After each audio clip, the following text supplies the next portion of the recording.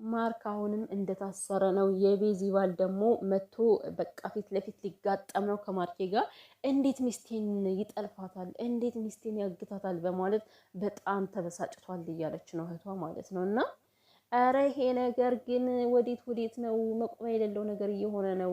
የነ ቶሎ ቶሎ ቤት ግድግዳው ሰንበሌጥ እንደዛ እየሆነብኝ ነው። እኔ ዝም ብዬ ሳስበው ማለት በቃ ነገሮች እንደዚህ ክላሽ እየመቱ ነው፣ እየተጋጩ እየተፋጩ ነው እርስ በርሳቸው ነው። አሁን ደግሞ ነገሩን ሊያከፋው የሚችለው የቤዚ ባል መምጣቱ ነው። የምር ነው ግን እዚህ ጋር የተለጠፈው የቤዚ ባል ነው። ጉዴ ፈላብኝ። ቤተሰብዬ እንዴት ናችሁልኝ? አላችሁልኝ? ኑሩልኝ ኑሩልኝ በብዙ የኔ ውዶች። ለዚህ ቤት አዲስ የሆናችሁ ካላችሁ ላይክ፣ ሰብስክራይብ በማድረግ ቤተሰብ ሁኑ። ስለምታበረታቱኝም አመሰግናለሁ።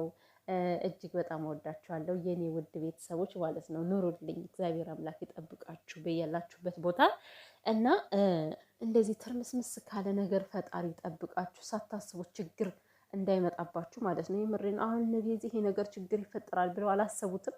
ሳያስቡት በቃ ችግሩ ተንዶልድሎ ከቤታቸው ገባ። እግዚኦ ከባድ እኮ ነው። እና ማርክ ታስሯል እንግዲህ ዛሬ 2 ቀኑ ነው፣ ምናልባት 3 ቀኑ እንደዛ ነገር ነው መሰለኝ ማለት ነው። ዛሬ ካልወጣ እንግዲህ ያው 3 ቀን ይሆነዋል ብዬ አስባለሁኝ። በመጀመሪያ እስር ቤት ማለት በጣም የሚያስጠላ ነገር ነው። ያይቸው ሳይሆን በቃ እንዲሁ ስንሰማ እስር ቤት ለማንም የምንመኘው ነገር አይደለም። አንደኛ ነገር ደግሞ እንዲህ ቀለል ባለ ነገር ራሱ ገብታችሁ የሆነ ሪከርድ ይያዝባችኋል። ወንጀለኛ ናችሁ ተብላችሁ ከወንጀለኞች ማአት ነገር ሰው ከገደለ ሰው ጋር ራሱ ነው የምትታሰሩትና አስቡት። በጣም ከባድ ነገር ነው። ማርክ ያደረጋቸውን ነገሮች ባያደርግ መልካም ነበረ።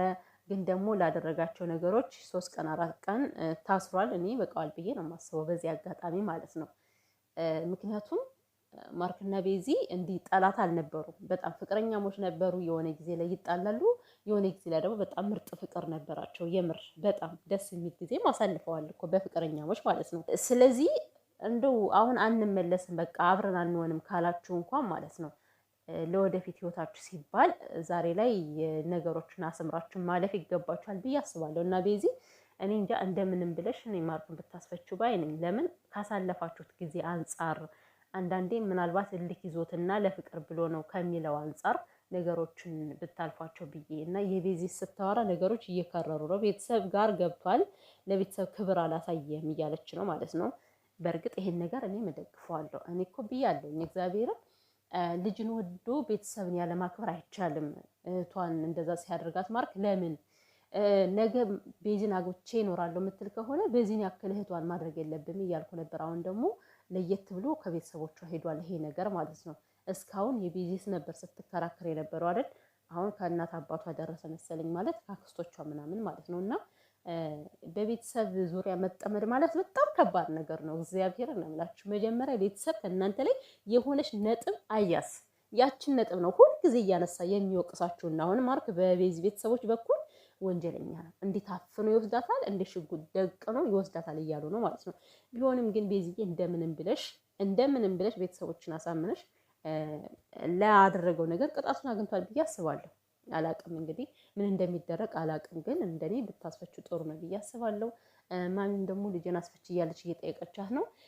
እኔ እኮ በማሚ ያዝኛለሁ፣ የምሬን ነው የምላችሁ። ከዚህ ሁሉ ጦስ እንዳይገባ እኮ ማስቆም ትችል ነበር በጣም በቀላሉ። ምክንያቱም ማርክ ከእናቱ የሚወጣ ሰው አይደለም፣ የእናቱን ቃል ይሰማል። ልጄ ይሄ ነገር ትክክል አይደለም፣ ችግር ይዞብህ ይመጣል፣ ነገሮችን ቀስ ብለህ በማስተዋል ፍታቸው ብትለው እንደዚህ አያደርግም ነበር። የምር አንዳንዴ ከሰው ምክርም እኮ መውሰድ ጥሩ ነው።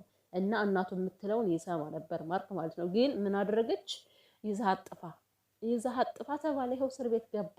አሁን ደግሞ ከቤዚ ላይ እየደወለች ነው ማሚ ማለት ነው እንድታስፈታው። እኔ ይጨክናሉ ብዬ አላስብም፣ ያስፈቱታል ብዬ አስባለሁ። ለወደፊት ምንም ነገር እንዳያደርግ ከጥፋቱ ታርሞ ይወጣል ማርክ። ግን እንደኔ ደግሞ ምን እየተረዳው እንደሆን ታውቃላችሁ? ጭራሽ ብሶበት የሚወጣ እየመሰለኝ ነው ማለት ነው። በጣም እልክ ተጋብቶ ጭራሽ ብሶበት ወጥቶ አሁንም ከቤዚ ላይ አሁንም ቤዚን አፍኖ መውሰዱን የማይተው አይነት ስሜት ይሰማኛል። ስለዚህ ቤዚዬ ማድረግ ያለብሽ ነገሮችን ሸሸት ብታረጊያቸው። ለምሳሌ ከምን ይጀምራል መሰለሽ? አንቺ እሱን ቤት በመልቀቅ ወደ ቤተሰቦችሽ ቤት በመግባት እንደዚህ በማድረግሽ አንቺንም ማርክንም ከችግር ታድኛለሽ። የመሬን ነው የምልሽ። ማለት እኔ እንጃ እንደዚህ ተዳፍሮ በእርግጥ ያኔም ከቤቷ እኮ ነው ወስዶ ሄዶ የጠለፋት ለመጥለፍ ካሰበ ማርክ ማለት ነው ከቤቷም እኮ መሄዱ አይቀርም እንደዚህ ሆኖ ማለት ነው። ግን በድጋሚ ቤዚም ስህተት ትሰሪያለሽ ብዬ አላስብም። እንደዚህ ከተፈጠረ ከሱም ላይ ከአንቺም ላይ ችግር ስለሚፈጠር ማለት ነው አንቺ እንደባለፈው ትንገላቻለሽ፣ ማርክ ላይ ደግሞ ሁለተኛ ሪከርድ ይያዝበታል ማለት ነው። ከህግ ማንም ስለማያመልጥና ማርክም ትንሽ አብስቶት ነበር እውነት ለመናገር ማለት ነው። በዚህን ያክል የፈለገ ቢያፈቅራትን መገታገት የለበትም ነበር። ነገሮችን ለቀቅ ቢያደርጋቸው ኑሮ እና የተፈጠረው ተፈጥሯል። የተደፋ ውሃ እንደማይታፈሰው ሁሉ ከአንቺም ላይ የሆነው ከማርክም ላይ የሆነው ሁሉ ተፈጥሯል። ግን ከዚህ በኋላ ለቀቅ ብትደራረጉ ብዬ ነው የማስበው። ምክንያቱም በእንደዚህ አይነት ስርግብ ውስጥ ከባድ ነው፣ ምን እንደሚፈጠር አይታወቅም። ሌላ ከበድ ያለ ችግርም ሊፈጠር ይችላልና ማለት ነው።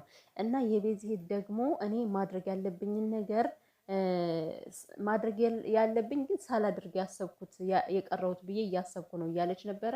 ከበቂ በላይ አድርጋለች። እሷ በምንም አይነት ነገር እንትን አልነበረችም፣ ደስተኛም አልነበረችም። በቃ ሁሉም ነገር እንዲቆይ ነበር የፈለገችው። ያ ፖስት ካርዱን ምናምን የሰርጉን አሰርታ ስመጣ ራሱ የነበራትን ሪአክሽን አይታችኋል። በጣም ደስ አላላትም ነበረ። ብቻ በተቻላት መጠን ታግላለች፣ የምር ታግላለች። የቤዚ ሁለቱን አንድ ለማድረግ ለማነጋገር ተነጋገሩ እያለች እኔ ብዙ ጊዜ በጆሮዬ ሰምቻታለሁኝ። እና አንቺ ምንም አይነት ጥፋት የለብሽም፣ ከዚህ ጋር የተቻለሽን ነገር አድርገሻል ማለት ነው። እና ሌላኛው ደግሞ ቤዚ እንግዲህ ልጁ ሊመጣ ነው ሲባል ደንግጣለች። እንዴት በዚህ ፍጥነት አፈጠነው? ዛሬ ማለት አሁን ባለፈው ከተነሳ ዛሬ ነው አዲስ አበባ የሚገባው ማለት እኮ ነው። አስቡት፣ ዱብዳ ሆነ ሌላ። ይሄ ነገር አስደነገጣት። እና ቤዚዬ እኔ ያልገባኝ ነገር የኔ ቆንጆ አንቺ ራስሽ እኮ ፈጥነሻል። አልገባሽም ነው? አልታወቀሽም? አሮጥሽ እኮ እንዴ! እንደ ሩጫ ሮጠ እኮ ነገሩ። ከማርክ ጋር ተጣለ ዘለሽ ነው እኮ ሽምግልና ውስጥ የገባሽው። እና ነገሮች በዚህ መልኩ ሊሆኑ አይገባም ነበር፣ መሮጥ የለባቸውም ነበረ። ከሆነ ሰው ጋር ስትለያዩ እኮ ግዴታ አለ አይደለ? ለራሳችሁ የጥሞና ጊዜ የሚባል ነገር አለ። ልባቸውን ማዳመጥ ይገባችሁ ነበረና የልጁ መምጣት አይግረምሽ፣ የባለቤትሽ መምጣት አይግረምሽ። ያንቺም ነገር ተፋጥኗል ብዬ ነው። ተፋጥኗል። ሽምግልናው በጣም በቃ እንዴት ነው? ኧረ እኔ እንደወረድሽኝ እንዳውኑ ንፋስ የሆነብኝ እኮ ነገሩ። ተውለብልቦ በአንድ ሳምንት ውስጥ ተውለብሎ ሽምግልና ውስጥ። ከዛ ምን አይነት ህይወት ነው የምታሳልፈው ቤዚ የሚለው በጣም ከባድ ነው የሚሆነው። ምክንያቱም ትዳር ሲባል እንደዚህ ትዳር ማለት በጣም ረዥም መንገድ ነው። በዚህ አጋጣሚ እግዚአብሔርን የማያቋርጥ ረዥም መንገድ ስለሆነ ማለት ነው። እና ቤዚ አንቺን ፈጥንሻል። ግን እንዴት ነው ብቻ አንቺ ከሱ ጋር ያለውን ነገር መፍታት አለብሽ። ከማርክ ጋር ደግሞ እንዳይገናኝ። ይሄ ሰውዬ ከተገናኘ ሌላ ችግር ነው የሚፈጠረው። እንዴት ተጠልፋታለህ ብሎ ደግሞ ሌላ ችግር ሊፈጥርበት ነው ከማርክ ላይ። እኔ እያስፈራኝ ነው ሁሉም ነገር ማለት ነው። አላውቅም እኔ ከዚህ ሁሉ ግን ማርክም ተፈትቶ ወደ ሀገሩ ቢሄድ ወደ ቡታጅራ ለተወሰነ ጊዜ ነገሮችን ቢያረጋጋቸው ዘወር ቢል፣ ቤዚም ደግሞ ዘወር ብትል ይሻለኛል። የምር ማለት ይሻላቸዋል። ይሻለኛል ለእነሱ ይሻላቸዋል። እንደገና እንደዚህ እየተፋጠጡ ሌላ ችግር ከመፍጠር ትንሽ መራራቁን የመሰለ የለም። ከሰውዬ ጋር ተቀጠል ታግባው አታግባው እኔም የማውቀው ነገር የለም። ግን ማርክና ከቤዚ ላይ ያለው ከነሱ መካከል ያለው ችግር ጋፕ ማለት ስላለበት ምንድነው እነሱ ዞር ማለት አለባቸው። እዛ ችግሩን እዛው ላይ ትተውት ወደ ራሳቸው መንገድ እጥፍ ቢሉ ነገሮች ይበርዳሉ። የተናደደ ሰውም ሰከን ይላል ብዬ አስባለሁ።